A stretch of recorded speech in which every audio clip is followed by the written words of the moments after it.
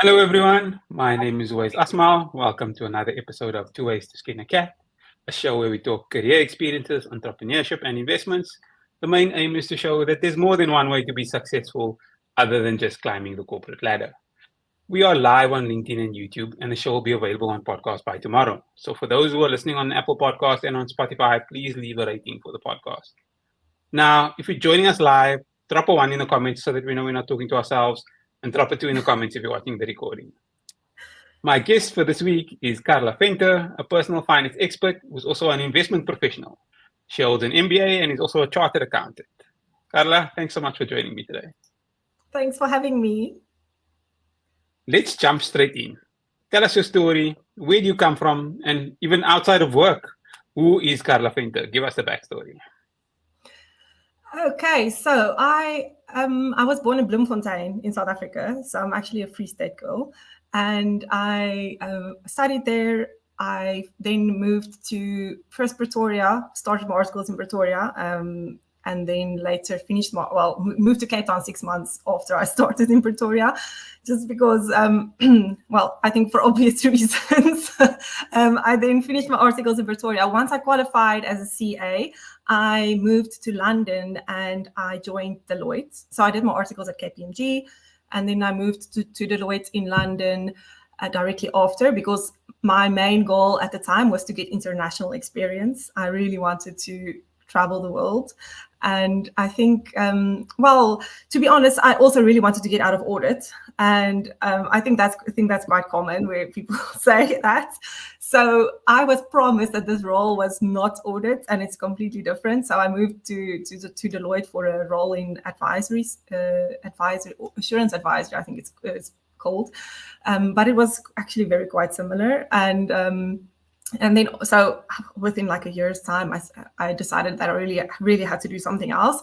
So I actually found a role in private equity in a real estate developer, and to kind of run their finance function. So I moved after a year and a half. I changed into a private equity role in focused on real estate in London, and I actually missed the Netherlands part. I also did like a stint in the Netherlands with Deloitte, where we did a project in the Netherlands for 6 months. So I also worked there a bit. And after the private equity role, I really felt, and I think this is also something that a lot of CAs resonate with, is I felt kind of stuck in the back office. And I really was desperate to make a move out of the back office. So I thought that my way to get that right would be to do an MBA. And I wanted to move into a different industry. I wanted to move to the front office. And I also wanted to change location potentially, because it was actually COVID at the time, and London wasn't a great place to be during COVID, just because they had very strict lockdown measures. And we decided to come to Switzerland, and I decided to pursue an MBA in Switzerland. So after it was a full-time 1-year MBA, and happy to talk about that more if people are interested in that.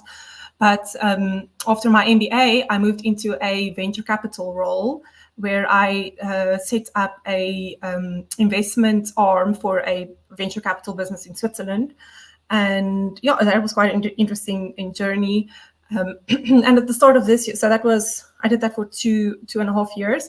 And at the start of this year, I started my own business, which is also quite exciting. And I can definitely tell you more about that. But it's called Money with Carla, and I have YouTube videos and I have Instagram. You can also check out my website. Yeah, so what am I outside of my job? So I actually have a son that he's 1 year and 2 months now. He's like the cutest thing ever. And I love being a mom, to be honest. I think it's amazing, and also like super exhausting at the same time. But I love playing golf. I'm quite an avid golf player. And I travel to South Africa a lot, because I'm currently based in Switzerland, in Zurich, and I travel to South Africa probably 4 or 5 times a year. So that takes up a lot of time. I can imagine.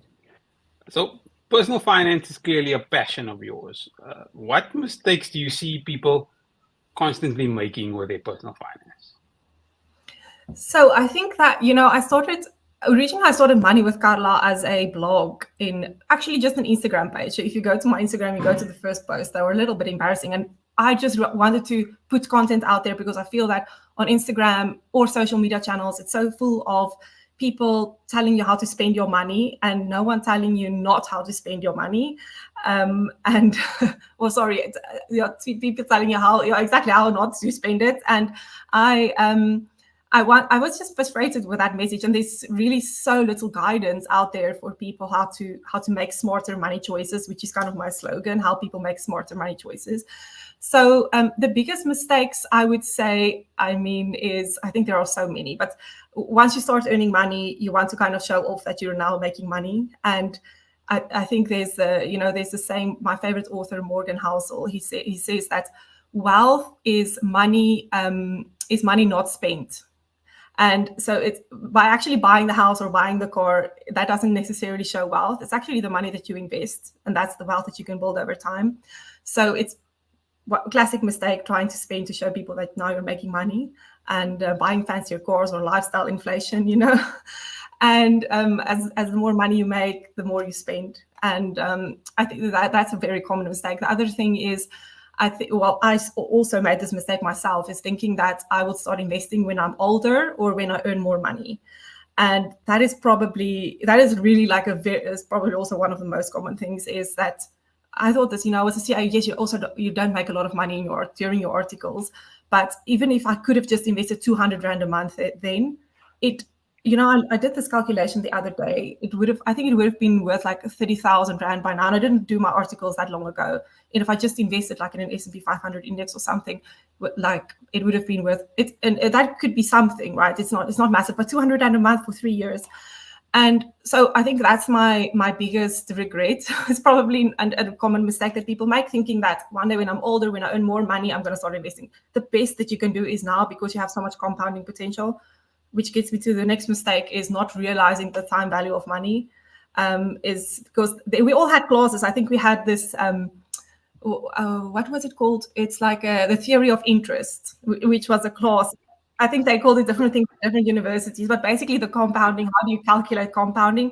And we all did, we had to do this in the exam, and we saw the lecturer do it on a board, but no one really implements that in their own life. And just looking at, what if I just put a 500 Rand every month into an investment, and that grows over time and it compounds and gets reinvested, and the impact is really massive over time, but people don't comprehend that, unfortunately, early enough. Yes, I think those are probably the most common things that I can mention. Theory of interest. You're taking me back. What did they call rent direct? Oh my gosh, that is rent direct. Exactly. Yeah. Anyway, so okay. So let's say people have watched. They take on what you're saying. They start looking at your content, or other people, and they say, "Okay, I want to start my personal finance journey, or I at least want to start improving my finances." Where do you think is the best place for them to start? I see investing as like a triangle, where what you ultimately want to achieve is compounding wealth, because when you reinvest and you continue investing, that's how you achieve compounding over time. And the two bottom parts of the triangle, which is basically the two pillars to achieve that, is behavior and knowledge. So a lot of people have all of the knowledge, and you would expect CAs also to have the knowledge to know what you should be doing, but they don't have the right behavior, because they don't invest consistently, they're not disciplined, and they're not committed. And so I think getting those two things together is a starting point. But committing on the one side, committing to a fixed amount that you would invest every month is a start, I would say, because people tend to say whatever is left at the end of the month, after I've spent everything, if there is something left, I'll invest that. And my recommendation is it should rather be part of your fixed planned expenses for every month, together with your rent and your car payment or your house payment or whatever. Usually I say 20%, but I know that is not feasible for everyone. But 10% of your salary or 20% of your salary, put that aside and plan to every month invest that before you can touch it. Put it into your investment account before you're tempted to spend it. And then on the other side is the knowledge part, is that when people know I should be investing because everyone is telling me I should be investing, but they don't invest in the right products necessarily. And I'm not here to give personal investment advice, but I think that a few things that I can say is, if you're investing in products that have very high fees, that really erodes your returns over time. And people tend to not check fees on investments, and that can really have a massive impact on your investments in the long term, like really massive. I'm actually going to put out a video on YouTube this Sunday which explains that, and so go check out my YouTube if you're interested to learn. But I think that not investing, and also, for example, in South Africa, you have a tax-free savings account, and that is at the moment, it's a 36,000 Rand annual allowance that you can use and invest.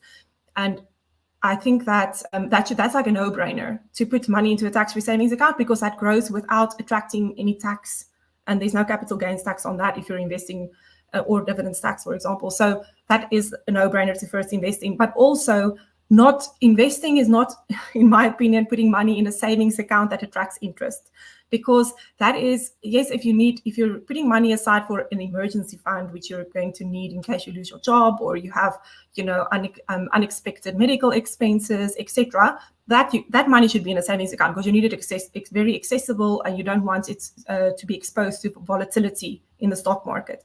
But on the others, the probably, which is also one of the big mistakes I should have mentioned earlier, is people thinking that just putting money in a savings account is investing, and that is not investing, because in my opinion, that is just because that is really just a low risk solution, and it's not going to give you the maximum growth over time. You really want to expose, if you're investing for the long term, you want to expose your money to the stock market, where you can get much more growth in the long term. I think that's a mouthful. Yeah, but it definitely helps, and training your mind is important. So that's very true. I want to switch over a little bit to, you clearly had a lot of overseas roles, more than I even realized, and we've got quite a few people who are looking to find jobs overseas. You sort of told us how you got to Switzerland, but like I keep hearing that the cost, and I correct me if I'm wrong, but isn't the cost of living quite high? How does someone from South Africa, how do you survive, for lack of a better word? Okay, wait, so you want me to first, how do you get there, but also how do you live here in terms of the cost? So let's answer it both separately. Talk about advice on how somebody can get a job overseas, and then talk about the cost of living after that. Okay, so Switzerland specifically is quite a tough job market, because it's quite a small country, and they are very protective in terms of the immigration and how that, it's not easy to get a job here, because they have to advertise the role and for a certain time period within the country to make sure they can't be filled by local talent before they're allowed to fill the role from outside. But it's not impossible, but it's definitely it's not as easy as London, for example, where you have many more or much more finance roles available, and it's so. First port of call is probably London, because once you do have, or in Amsterdam, there's also quite a few. I think it's easier to get in there, and I think the most underrated thing is networking in terms of getting a role abroad, because if you apply on LinkedIn for a role, you are literally competing with 1,000 faceless applicants. And they have no idea, the words on your CV are not good enough to portray your talent, your personality, how you take initiative, if you're proactive or not. So by just showing a hiring manager or someone within the company, I'm putting extra effort in because I want to meet you, I want to understand the business, I want to see where I can add value to your business, you are going a mile further than anyone else that is applying. So that's really one of the most underrated things, is go and reach out to people. Also, if you want to move out of audit, I think that is reaching out to people within potential companies or potential roles. It doesn't mean that you have to be an expert in that business or an expert in the role, but you really want to learn and find out if you will enjoy something that, in that role. So do it with peer intentions. Actually, I really want to find out what you do in this role, and don't be scared. Go out of your comfort zone, speak to people, meet them face to face if you can, because face to face is amazing. Of course, if it's in London and you're in South Africa, it's not going to be that easy, but do LinkedIn messages, Zoom calls. I think, that's really something that I cannot stress enough. I wish I did that earlier, because I did that later after my MBA. During the MBA, we had intense training on how to job hunt and how to network, and I really used that At the end of my MBA, I got 5 job offers, and 4 of them were from people that I met, and the jobs were not even advertised. So it was not jobs that I saw on LinkedIn and then I decided to apply. It was really, going to meet people. Hey, do you have something available in your business? I'm interested. And then it ended up in a job offer later on because they got to know me before I applied for something. And then on the cost of living, so Switzerland, yes, Switzerland is absolutely crazy expensive to live, but the salaries are also quite high. So, if you as a CA or as a finance professional can't survive in a country on your salary, then who is going to survive there? So you probably wouldn't be able to live like a king like you can in South Africa. But it is, and also once you start climbing the ladders and you get promotions and whatever, you definitely will be able to afford a very decent life. But I always tell people that they're very shocked when I tell them that our kindergarten for our son costs more than 70,000 Rand a month. Yeah. So, but the average salary in Switzerland is 120,000 Rand, and that is like average salary, which includes, so the salaries are quite high.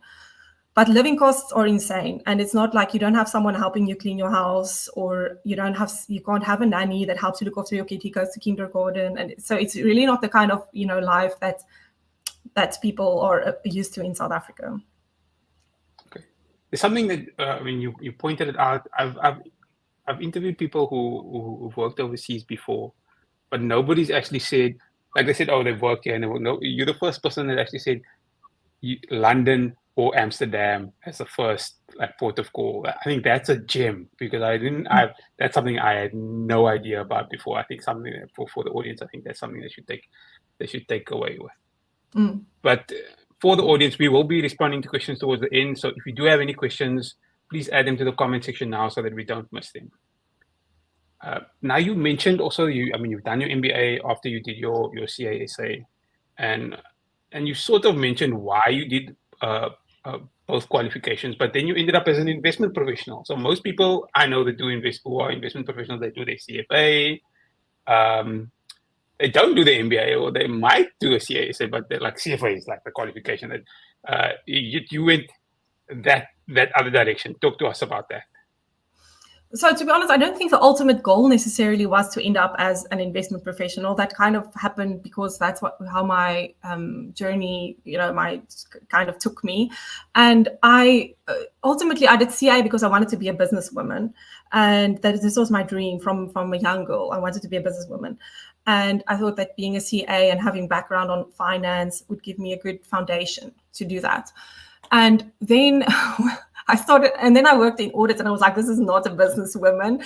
And I then moved to London thinking, wow, I'm gonna walk on my heels and drink my Starbucks coffee and take my train, and then I'm gonna live like this Devil Wears Prada life. And I realized that this is definitely not the life I want. So the next step was then real estate, private equity, where I was in the finance function first, but then I got involved in the investment side in the front office, where I helped with the modeling and I helped looking at different debt equity structures within our investments, and then also starting working with investor relations as how do you pitch these deals and which returns are good and what do investors look at. And then I became really interested in that side.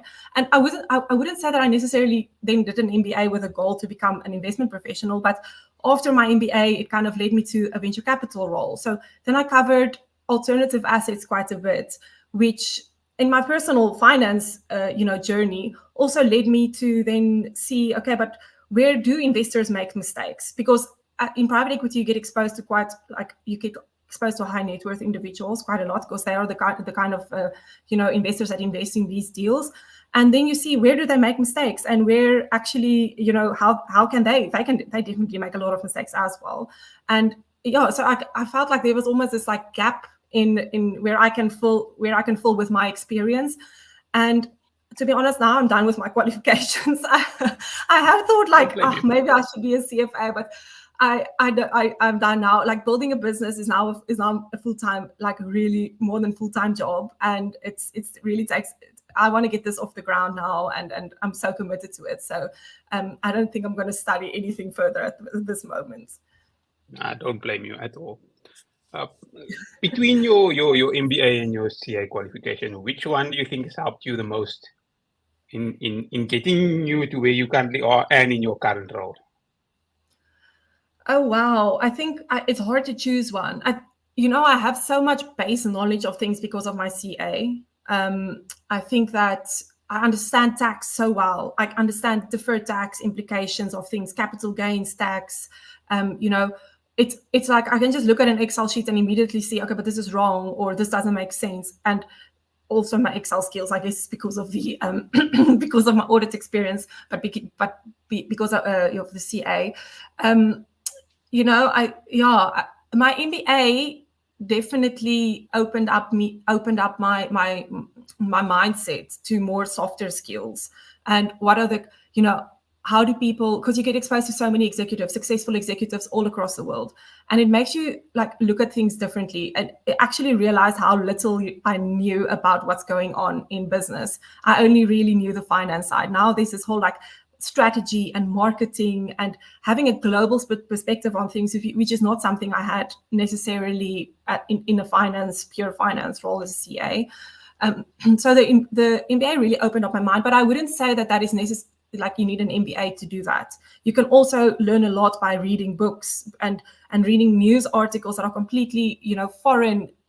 I went through a period where when I see a news article with a headline that I have no idea what it meant or I had no interest in it, I forced myself to read it, because you so easily become stuck in what you know and in your comfort zone. And once you just go out of that and start reading books and opening up your mind to like how much you are actually able to grow your mind and grow your knowledge, and then that's like a new world that you enter. So the MBA opened that for me, but I wouldn't say it's necessarily just an MBA that does that.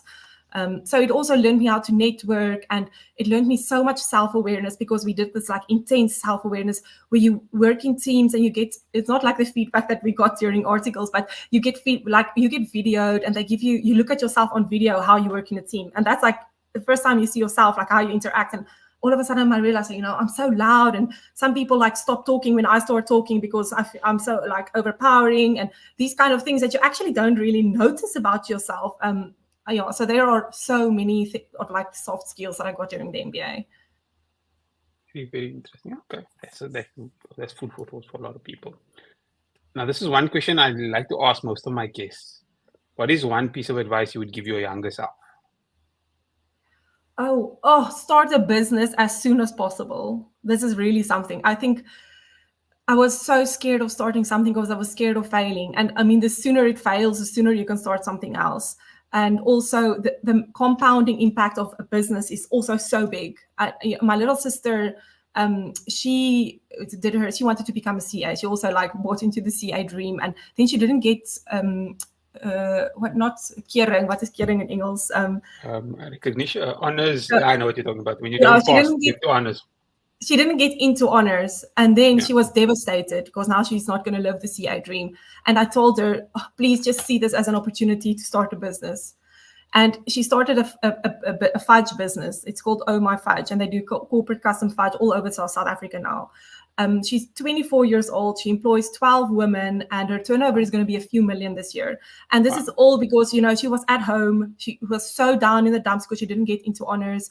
And she said, okay, I'm going to start making brownies. And she started stocking brownies in the local coffee shops. And then it turned into fudge, and then it turned into customizing fudge. And it's all just because she took that initial leap. She was, if it failed, it failed. Okay, you see, this is going to sell, this is not going to sell. I think, and then you just learn from that.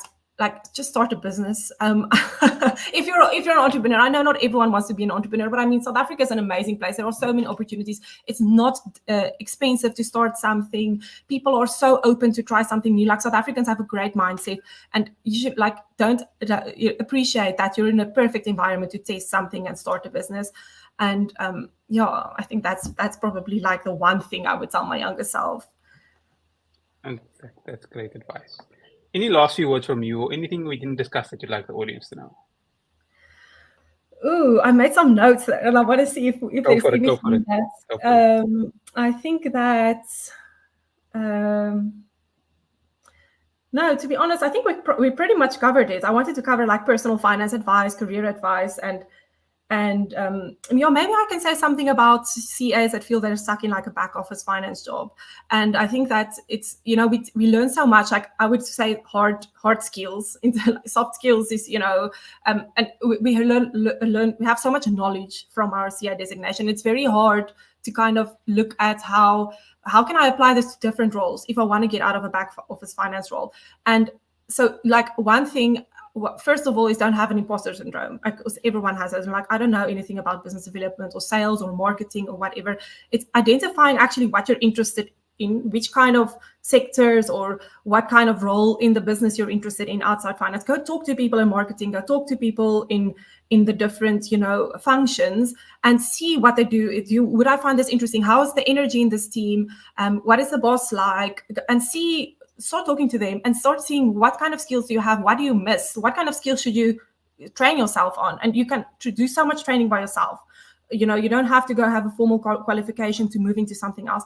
Upskill yourself a bit, but once you like open that door to talking to different people and getting out of your comfortable environment, you will start realizing they might say, okay, we don't have something now, but I can introduce you to this guy, or I can introduce you to this lady, or you should talk to this lady because she's done this before, she made the change.